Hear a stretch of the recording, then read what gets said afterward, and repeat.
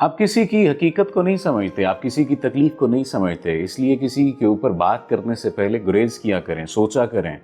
آپ بیٹھے بیٹھے بات کر دیتے ہیں، ٹیکسٹ کر دیتے ہیں، کمنٹ کر دیتے ہیں، کسی بھی قسم کی کوئی بات کر کے ان کے دل کو دکھانے کی بات کرتے ہیں، تحقیر کرتے ہیں، نیگیٹو کمنٹ کرتے ہیں، راہ چلتے ہوئے کے بارے میں سوچتے ہیں کہ یہ سوچ رہا ہوگا یا یہ کہہ رہا ہوگا، اس نے یہ پہنا ہے تو اس وجہ سے پہنا ہے، یہ اس طرح سے چل رہا ہے تو اس کے پیچھے وجہ یہ ہوگی۔ آپ اس کے سفر کو نہیں جانتے، آپ اس کی سفرنگ کو بھی نہیں جانتے، آپ اس کی اذیتوں کو بھی نہیں جانتے، آپ اس کی تکلیفوں کو بھی نہیں جانتے، آپ اس کے دکھوں کو بھی نہیں جانتے۔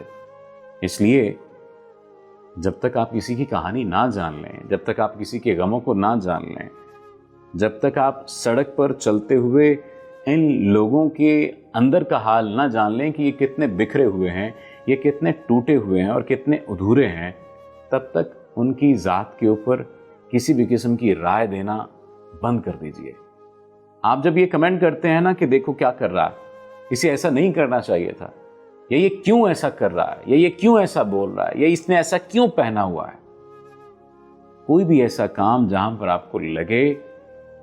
کہ سامنے والے کو ایسا نہیں کرنا چاہیے، اس وقت یہ سوچنا ہے کہ آپ کو ایسا کمنٹ کیوں کرنا ہے، آپ کو ایسی بات کیوں کرنی ہے، آپ کو ایسی رائے کیوں رکھنی ہے۔